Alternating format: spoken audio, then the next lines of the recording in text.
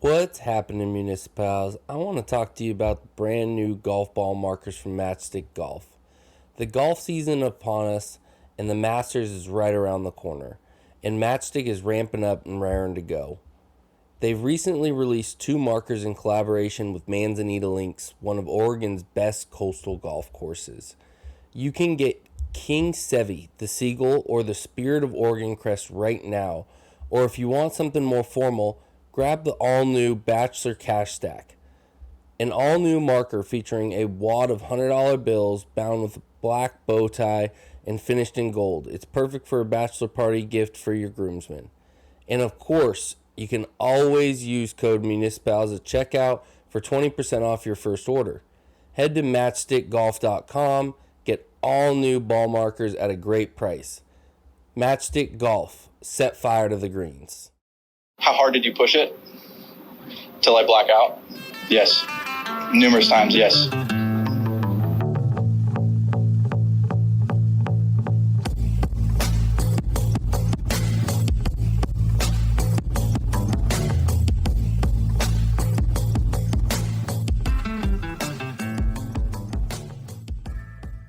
Go. What's happening, MUNiciPals? This is Big C. Got Ashton and our good friend Zach from the Northwest Golf Guys. If you don't follow along with Northwest Golf Guys, if you haven't played their tournaments, if you don't get your GIN through them, either in the Bay Area, SoCal, or in the Portland all the way up to Seattle, Bend area, pretty much all of Oregon and Washington, you're fucking up. Because they offer the best deals, great tournaments, everything you could need from a golf group. They represent. So, want to introduce our guy Zach. How's it going, buddy? Good, man. Thanks for having me. Yeah, of course. Yeah, glad you were able to come on. We're excited to kind of hear a little bit more in depth about the Northwest Golf Guys, aka Southwest or SoCal, NorCal, and Seattle, or are they part of Northwest Golf Guys as well? So Seattle's still Northwest. Okay. So yeah, anything Oregon, Washington, Northwest, and then as we expand, south, we've just kind of, depending on the region, just thrown a Golf Guys at the end of it. So NorCal, and then you're dropping the next one that's yet to be announced, but coming real quick. So happy to talk about that one too. We're excited. Well, let's get into it. Give us a little short background on how you guys got started and a little bit of the origin of Northwest Golf Guys. Yeah, so we now are the largest players club and tournament series on the West Coast, maybe potentially anywhere. We have no way to fact check that. So just going off of raw data, we have roughly about 7,500 members that join us each year. We started off as a golf course review website. So I am actually a second generation golf guy. Started off as a golf course review website. My partner Travis had a couple other buddies that he originally started it with, and it developed from a golf course review website into being a handicapping club at the time, which I just found out recently isn't a requisite anymore. But you used to, in order to have a handicapping club, you had to run tournaments. So I had recently moved back up to Portland from the Bay Area in the second year that they had been around. They had less than 200 members at this point. I met Travis and I met the other guys at the golf show. They were selling a handicap for cheaper than anywhere I could get it in Oregon that I knew of anyway. Good guys, had a really, really killer lineup of tournaments, and kind of we still kind of preach the same thing as our tournaments most of the time. If you play in one of our events, for what you get, the dollar value is cheaper than if you went and played it on your by yourself. So if you play with us on a Saturday and you go on Sunday and do the same thing, cart, range balls, greens fees, you're going to pay more than what you play with us. And ours includes the prize fund. So, I mean, for me, for just moving back, trying to get into some tournament golf and find a new group of golf guys to hang out with when I moved back from the Bay, it was pretty much a slam dunk. Like, oh yeah, I'm joining these guys. And our rate was $56.95 back then for our basic membership, and it has not raised $1, and that was 12 years ago. So it's we've kept it the same for the duration that we've been around. Travis asked me if I wanted to get in on doing the golf course reviews with them, and I was like, yes, I would love to play free golf at golf courses I've never played before. It sounds awesome. So we kind of started from there, and we all became pretty close friends. And about 8 years ago, Travis decided that he was going to try to make this thing bigger than what it was. And I think we had about 400 members at the time. And he said, yo, I'm going to do this full time. And we all kind of half chuckled and said, good luck, dude. Like, let's see what happened. And I mean, to his credit, he took it from 400 to 1,800 members in, less than 18 months from the time he decided to do it full time. And we kind of just started snowballing from there, and decided to launch some other clubs. So we went to Bend, and we went to Seattle, we went to NorCal, and just been keeping it moving since then. Yeah, I know most of our listeners, or at least the listeners in the Bay Area and in Portland, are members of Northwest Golf Guys, or at least get their handicap through you guys, because not only do you guys host great tournaments, but you also send the 2-for-1 packs, which I think is one of the best benefits of anywhere to get your handicap, because nobody else offers that.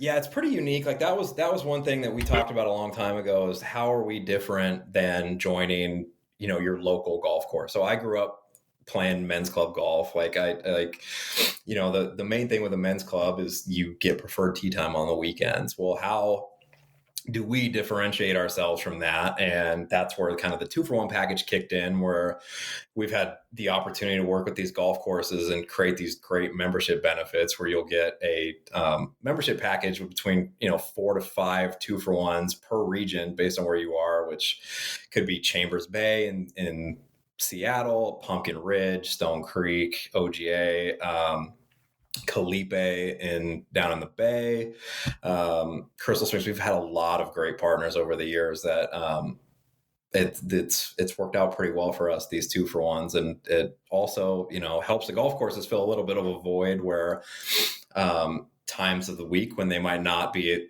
pre-COVID, everybody's busy now, but pre-COVID, it was a good way to get players, in the door that might not have gone their way without those benefits. So yeah, we've been pretty lucky to be able to sustain that program even through COVID. So we've been pretty happy about that, and we're glad that people are into it.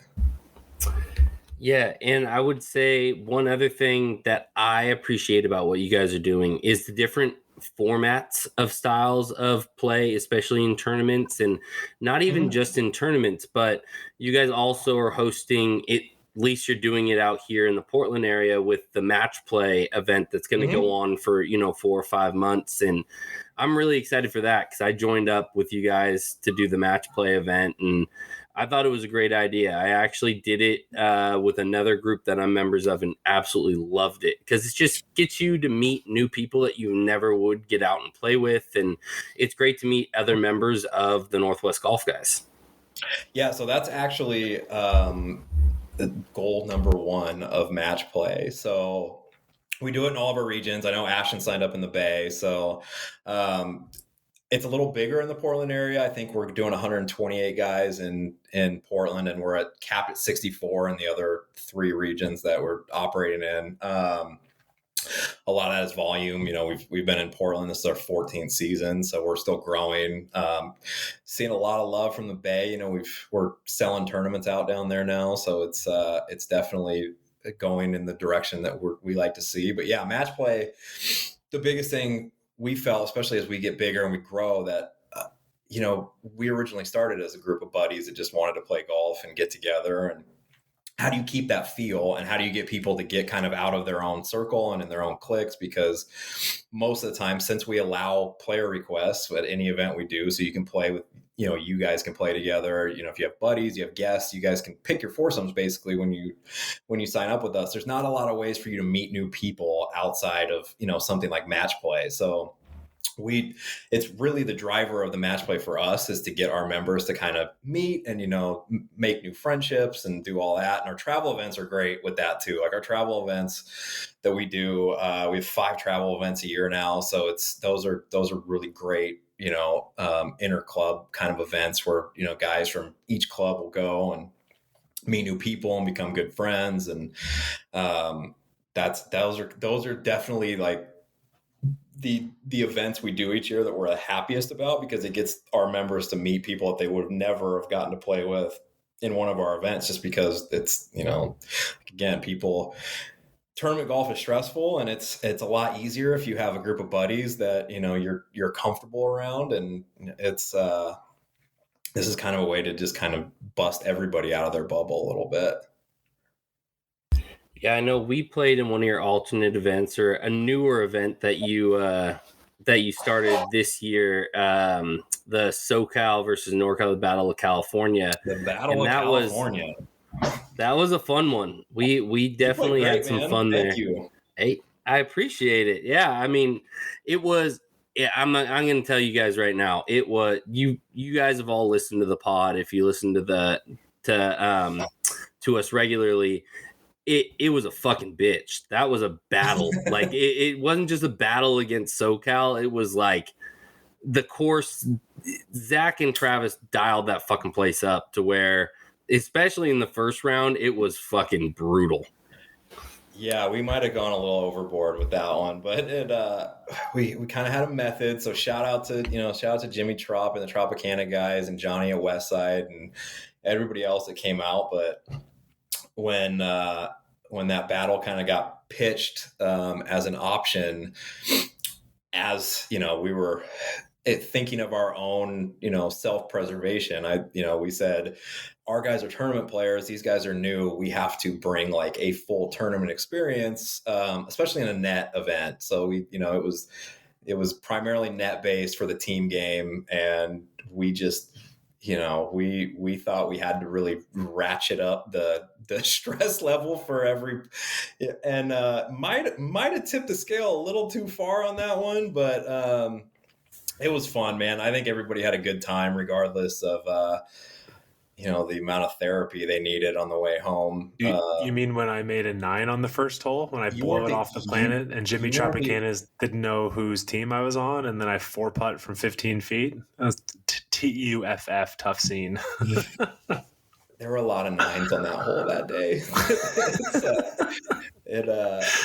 I don't know if I've ever seen more 9s on an opening hole in a dozen years of doing this. So it was a tough scene.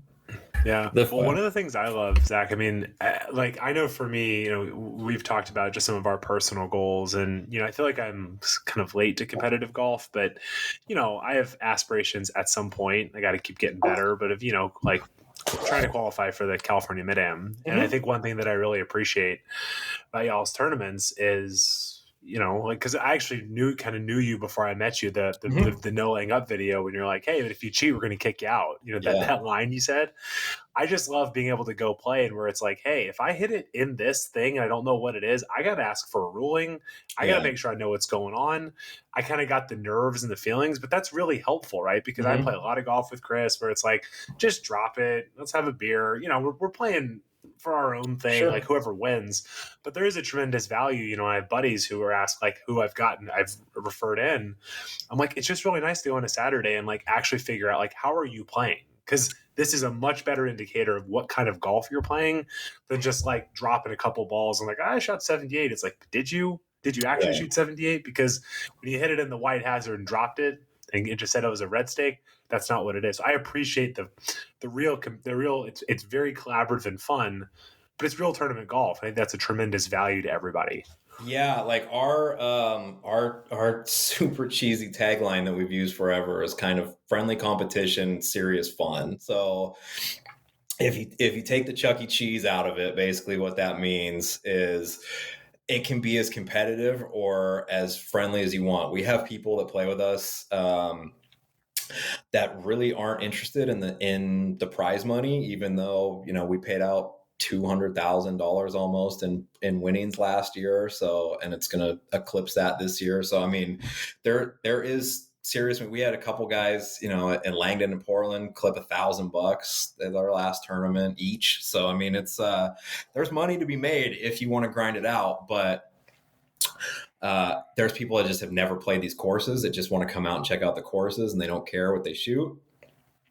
There's guys that, you know, just want to come out and have fun with their buddies, and you know, it is what it is. And, you know, having our rules in place where you have to putt everything out, and you know, your score counts. It makes their side games that are more important to them than where they finish on our leaderboard matter just a little bit more. Makes it, you know, saves the infighting between the groups. And you know, we're also the guys that you can grind it out, and if you make a 10, we might come by with a beer and say, it's all right, man, we got one in a couple weeks, it'll be okay. So it's you know, we want you to grind it out. We want you to remember that, you know, you're playing golf for money, but you're not playing it for a paycheck. So it's, you know, there is a difference where it's okay that you had a rough day.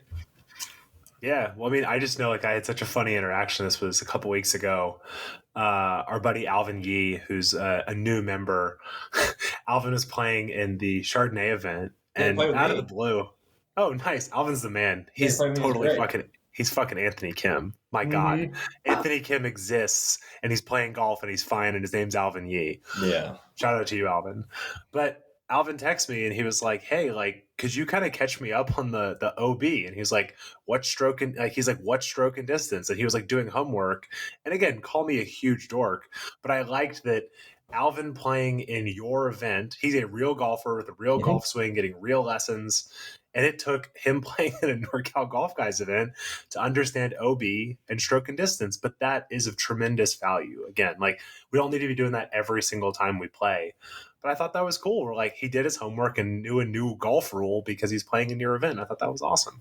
Yeah, I mean, that stuff definitely makes you sharper too. I mean, if you're aware of where the out of bounds is, you know, you're going to think about your shot a little bit differently. Like, I do think playing semi pressure pack golf does make you better. So yes, it's if you want to improve, a lot of people are scared of tournament play. A lot of people, Alvin was a little shook on the first tee, but he settled down. He settled down nicely. But it happens where if you're not used to competitive golf, like, it's an adjustment. It's a different game. And I do think that having those experiences in your back pocket it makes you a better player for sure. Yeah, of course, the irony is I'm pretty sure at Chardonnay there actually isn't OB because everything's hazard, right? They have the longest set of local rules of any golf course I've ever been to in my entire life. It is really, if the back of the scorecard next time you go, Chard, it's a great venue, cool spot, great, people are nice, but the local rules, the way that we operate in tea time events is basically when we're doing check-in, like, we kind of do a quick rundown of the rule sheet. There is no quick rundown of the local rules at Chardonnay. So it was Alvin Yee, text right there. That is just weird timing. Yeah, there you go. When is the practice round on Friday? Good. Perfect. Thanks, Alvin. You're going to love hearing this later. Yeah, Chardonnay's got some pretty heavy local rules. So it's a trip, man. It's a fun place. He was good to play with. Yeah. Okay, take us back on the rails, Big Chris. I like playing with the rules and learning rules. So thank you, Zach. Thank you for what you do, the service you're providing. No, I mean, that's one. I mean, I've played competitive golf since I was 9. You know, I played high school and college golf, and you know, it's something that is overlooked by a lot of guys that do not, you know, start out like our buddy, you know, producer Jack started out 4 years ago. You know, he didn't play tournament golf till he joined the Northwest Golf Guys. and he had no clue about a lot of those rules. And it's something that isn't set there. Nobody sends you a fucking rule book when you start playing golf. Like it's not like there's somebody telling you the actual rules of the game, or there's an organization, except for places like you guys that offer up that information, and you have to go seek it in golf, where you don't just go out and play baseball. You need to have a full team. You need to join a league. You can't just go out and play. And so golf is the only sport, I guess you'd say tennis as well, and some of those, singular sports, but there's nobody actually out there telling you what the fucking rules are. At least with tennis, You've got borders along the court that dictates what's out of bounds for you and things like that. But I mean, golf, there's so many different out of bounds rules, and there's so many different stake colors and different things like that. So you guys offering those things up and running tournaments like you guys run, definitely helping out. But I want to get into, what is your favorite tournament location that you guys have hosted a tournament at? A regular tournament? Let's do regular tournament, and then let's also do maybe a travel series tournament. Okay, yeah. So it's let's see. I would say my favorite tournament of the year that we host is our April event in Portland at Langdon Farms. It kind of depends where. So Love Langdon. So Langdon is always right around the Masters. Everybody's the most excited to play golf the entire year. Just the fever people are in for golf at that time of the year, especially in the Pacific Northwest, where most of the time, if you're lucky, the weather is just starting to turn. And, if you haven't touched your clubs all winter, you're starting to kind of get into it. Langdon just is a good vibe golf course where it feels like, it feels like golf. So it's just, it's our favorite tournament of the year. I believe at this point now, we're the only outside event that is allowed to host tournaments on the weekends there. So get a huge draw every year. We had 248 guys this year. So it's, I think we have the last few years anyway. But yeah, it's just that one for seeing people, kind of get into the swing of things and kind of get the season going. The season openers are always great, but I mean, I would say that Langdon in Portland would probably be my favorite, just because of the vibe it sets off. Metro in the Bay, also.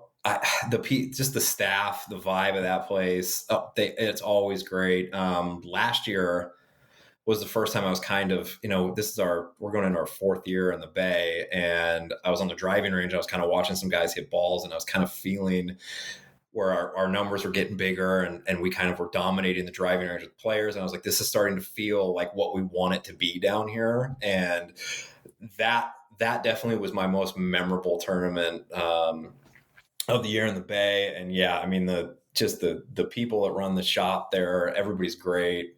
And then I know I'm kind of going into a 3-pronged question here, but Chambers in Seattle too. Like, if you haven't played Chambers, Chambers is you just can't beat it. It's just such a phenomenal golf course. It's such a phenomenal experience.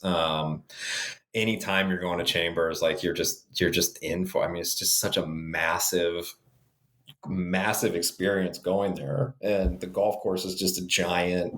It's great. I think it just kind of on Chambers. I think Chambers outside of Bandon is probably the best Scottish Irish link style course that you're going to get in America. Like, I think anybody that hasn't played Chambers needs to play it. I know Ashton is massively fiending to play Chambers coming up in June. Yep. And he's mentioned Tetherow, but I'm like, nah, dude, we can do Tetherow. Let's go play Chambers. Yeah, Tethero's tough, man. It beats the shit out of you. A hard golf course, but Tethero will take a little bit of your soul. We've got our travel event, Central Oregon, second week of May, so it's coming up here pretty quick. And Tethero's our Friday round this year, and man, it's It's like a dick punch. I love going there, but I ran into DMK one time at Bandon when he was redoing some of the contours of some of the greens. It was like 4 or 5 years ago, and a guy I know was kind of giving him some shit on Twitter about him making it too easy. And I kind of went up and I was like, he was firing back, and I was like, hey man, like, this guy's like not worth your time. Like, just take it. Like, it's fine. And I go, but if you want to go, soften Tethero, I won't be mad at you. And I'm sure this has been told multiple times, but yeah, he won't touch a hair on that golf course's head because it's his divorce course, and he wants to feel that angry forever and make you feel it too. So it's you feel it every time. Like, it's Tethero's nasty, but it's a good nasty. But favorite travel series you guys have done? Favorite place that you guys have traveled to? Oh man, I mean, Pebble. So we go to Bandon every March. We take 80 guys to Bandon in the middle of March. It's great. It's the best thing we do every year. It's so much fun. It's such a great bonding experience. Like, there's nothing that beats Bandon just because of everybody's gonna have to go out and battle the elements that day. Everybody has a story when you come back from Bandon. Like, nobody's experience is the same. You could all be on the same property. It's different to absolutely everyone.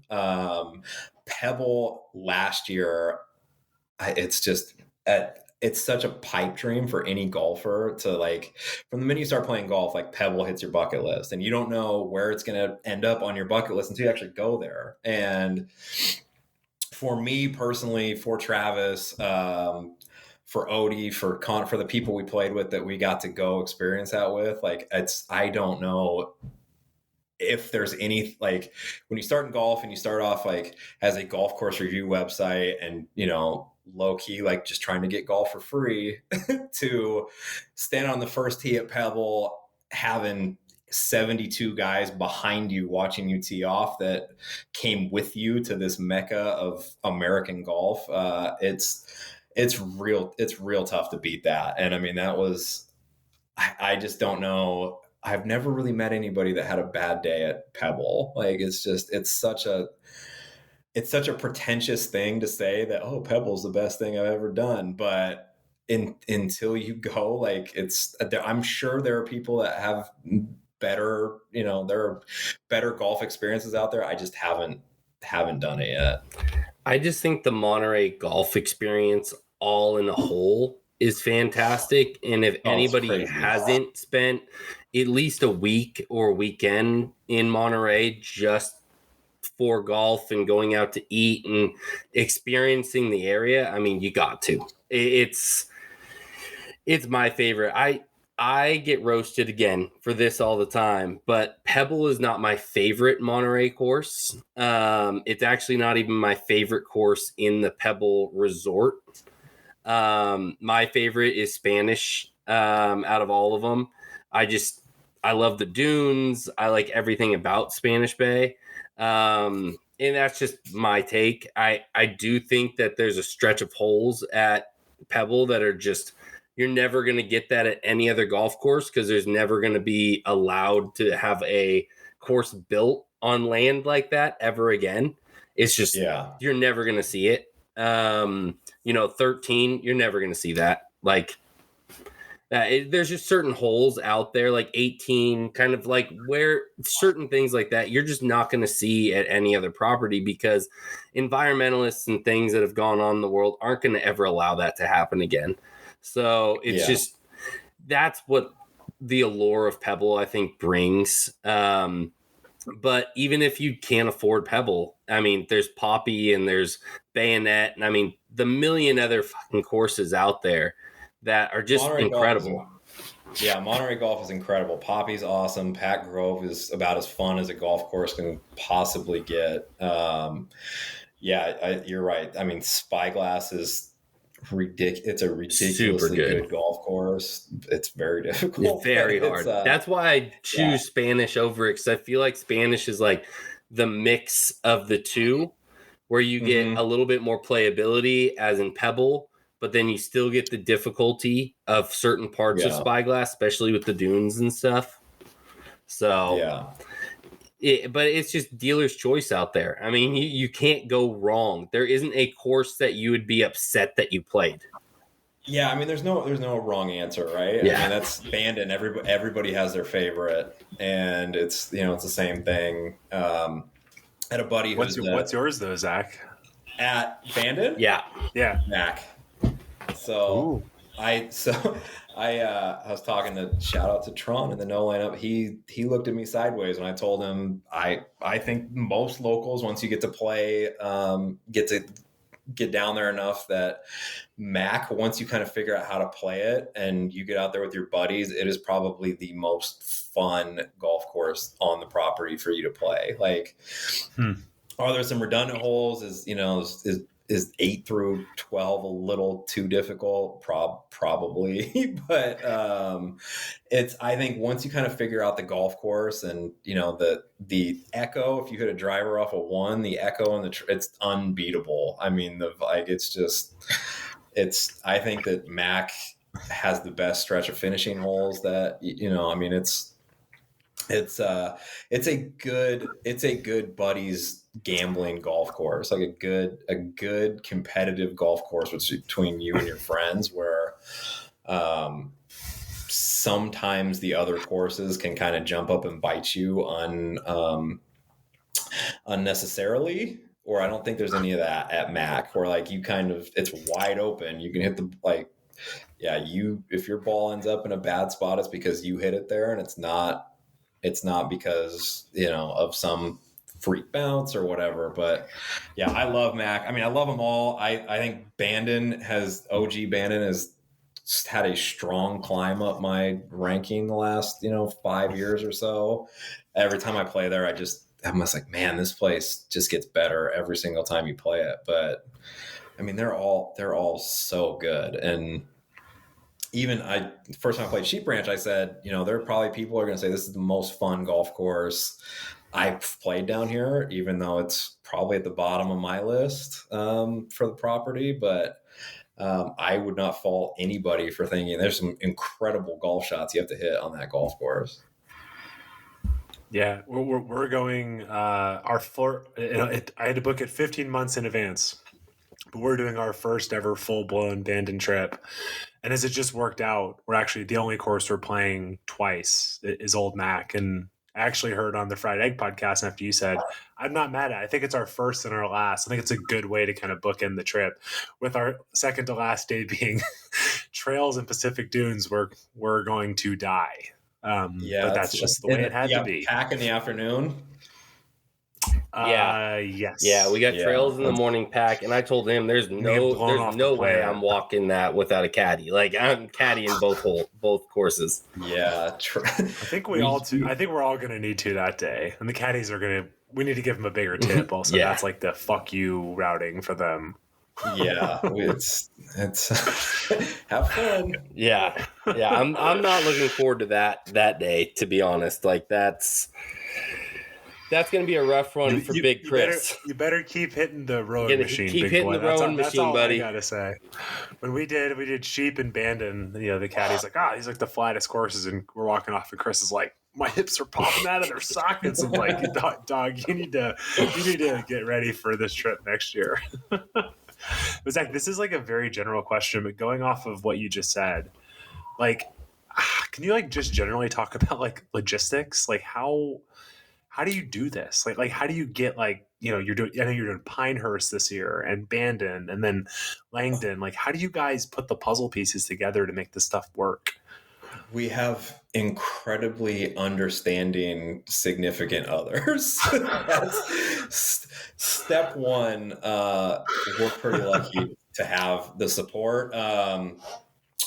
We also have been lucky that this has been pretty much a friend-based organization since we started.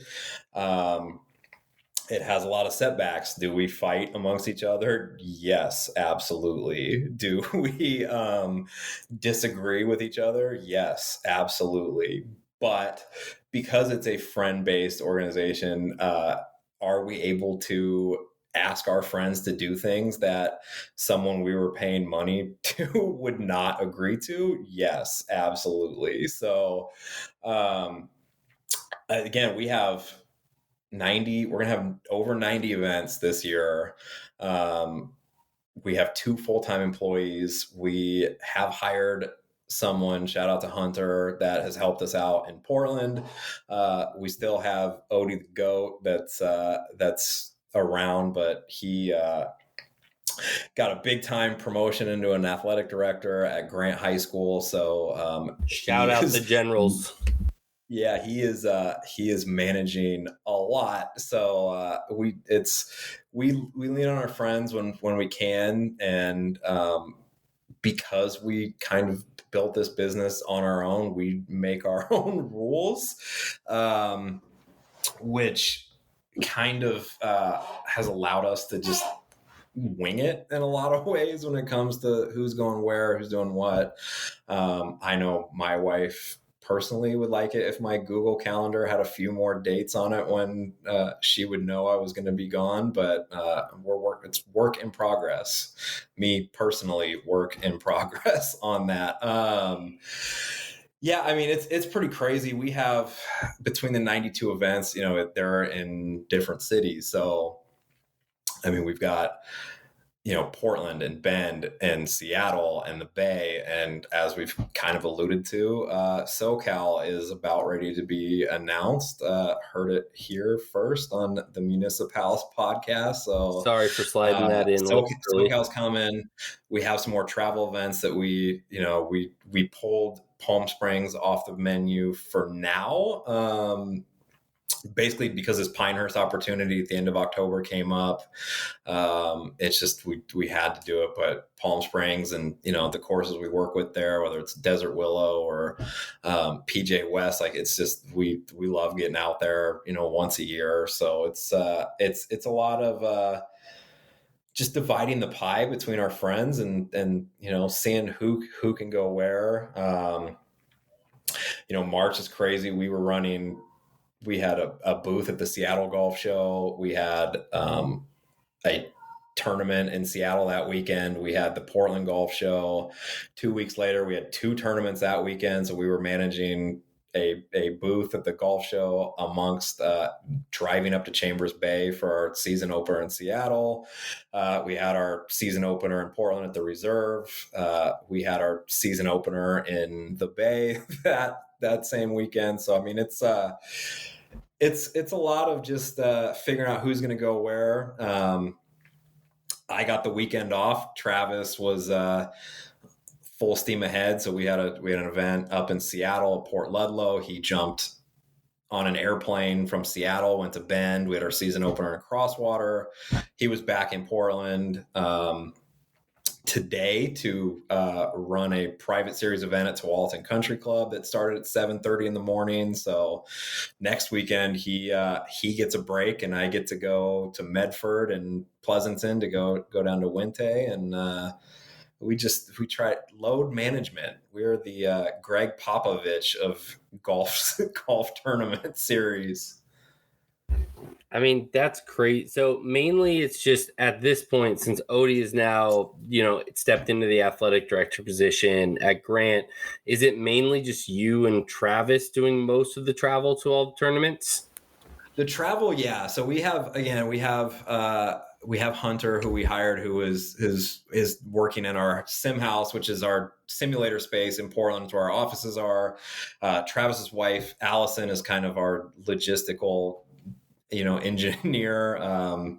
She makes sure that we're paying the bills. She makes sure all of our travel is taken care of. She makes sure rooms are booked. She kind of deals with all the stuff that Travis and I aren't good at, which is a lot. So and then we're on the road quite a bit, and again we'll have some help. Winte, which is this weekend, is split tee start. So usually we would have 1 and 8. What is that? So it's 1 and 8. People hitting it OB right or in the shit left to start off their round with a really fucking hard par 5 number 8. I haven't been there yet, so I was talking to Travis about me doing this with you today, and he goes, "Oh man, don't talk to Ashton about Wednesday." So I did. Well, I think that's the whole. I hit a pull hook. Me and Hussey, you know, for both of us, the length is kind of the big part of our game. We're like, cool, we've been mucking around. We're kind of just not playing well. Let's go get the par 5s. I blow it OB right. He hits it in the shit left. I think our best score on our best ball score was like an 8, and that's kind of when it kind of was. We were the last group with Travis and Odie. That's when the car lady comes by, and I heard Travis just go like, "Yeah, can we have like 8 of those hard seltzers?" And I was like, "Okay." Like, I heard about this hard seltzer adventure. They were really good. Yeah, months. They've been hyping these Wente hard seltzers that apparently you can't find anywhere else. So yeah. No, I should be clear. It's an okay place. My thing is, I think that everyone should go play it for y'all's event. I think it's a place that you're going to be happy you played. But then when you drive from 8 up the like windy road and then hit like a 6-iron through a bunch of like power lines, and then you remember that Greg Norman built it, you're gonna be like, I'm good, dog. Like, I'm good. Like, because normally it's like that. Actually, this is a good thing for us to call it for you guys. One of the reasons we actually played there, me and Hussey last year, is we've been wanting to play it. I think it was like $110 to you guys, and Wente is normally like $200. So like, people are getting, that is the best example of like a tremendous value by playing with you guys. Yeah, we aren't price guys, so like, we never intentionally go to a golf course and try to undercut them. That's not good for the value of the golf course. If if we're trying to sell you a tournament at, some ridiculous rate, like it either says the golf course isn't in great shape, or, there's some catch, or, players will think we're somehow raking money off of, these tournaments, which is not really how our business model works. But we want players to get a fair value on the golf courses, and a lot of times with the courses we've worked with have been really accommodating on making sure that repeat business.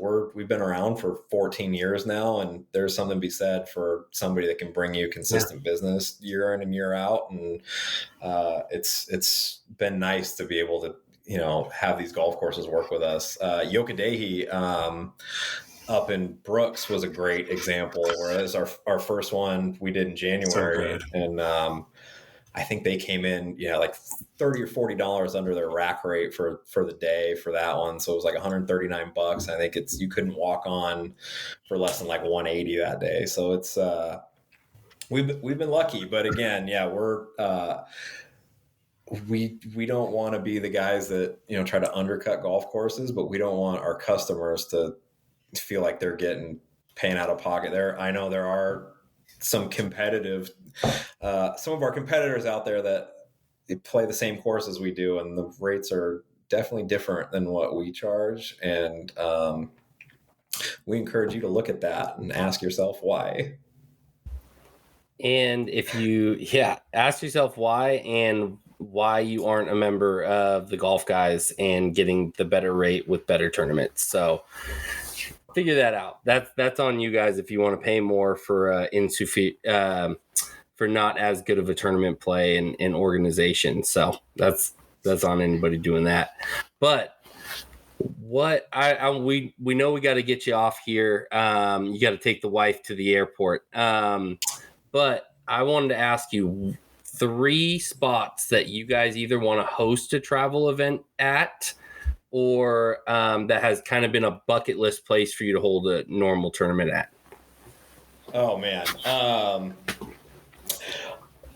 Sand Valley is definitely up there. Central Wisconsin. My dad is from Chicago. He still lives in Wisconsin. I've only gotten to go out and play Whistling once, and it was a decade plus ago. I've heard great things about Sand Valley. Scotland, St. Andrews is way up there. That one is definitely on the list. I kind of want to do the match play, the UPI match play out in Tallahassee or wherever, out the central Cobbtown, Georgia. Yeah, Cobbtown, Georgia. It's also like the most private place on planet Earth. So well, it can be on the bucket list. We got dreams too, man.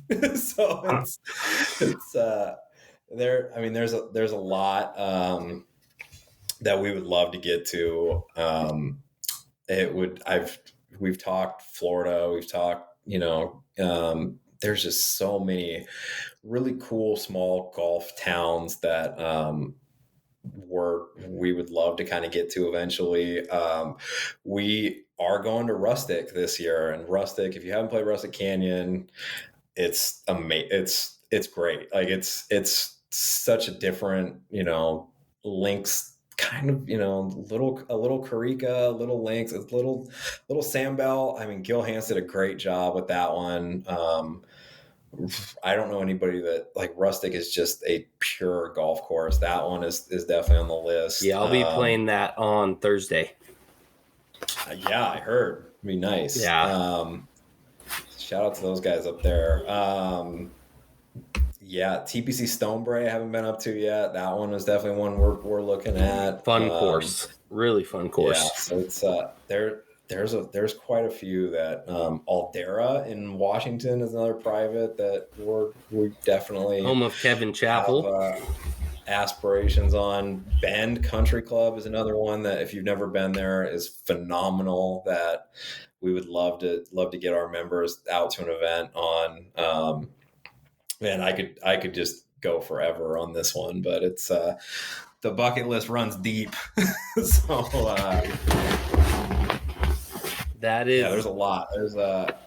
It's just every day the list gets longer. The Lido is, I think when the Lido opens is something that it's gonna have to be a stop. Yeah, I can't. When I heard that Kaiser was recreating that course and bringing it into the Midwest from the East Coast and rebuilding it out there, I was blown away. I mean, only Mike Kaiser, of all people, only Mike Kaiser could make that happen.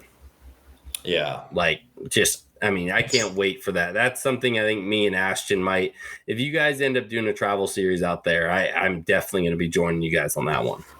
You will be the first, probably the fifth, maybe seventh to know, but you'll definitely will be in the top 10 when we do it, for sure. Yeah, it's going to be great. And Sand Hills, Mammoth Dunes for me is the one that, like, Mammoth Dunes it just looks fun. Yeah, I want to play. It just looks fun. Yeah, Travis got a big bucket list to get up to Victoria up in BC. He wants to hit that one pretty bad. So I've heard there's great golf up in British Columbia. Yeah. So. All right, Zach. Well, thank you for coming on. We appreciate it. Anybody, again, check out Northwest Golf Guys on. No free ads. This is a free ad. I'm an idiot. This is literally a free ad. We just love Zach and what they do. So we're not sponsored by Club Champion, and we're not sponsored by the NorCal Golf Guys. Promise you. We just love these people. But check out Northwest Golf Guys, Bay Area Golf Guys on social media. Check out them on their website.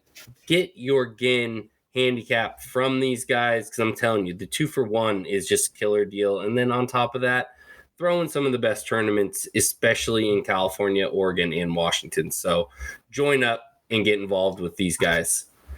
Appreciate Zach, you, my man. Thanks so much, man. Yeah, thanks, guys. Talk to you again soon. Yes, sir. Okay. Peace.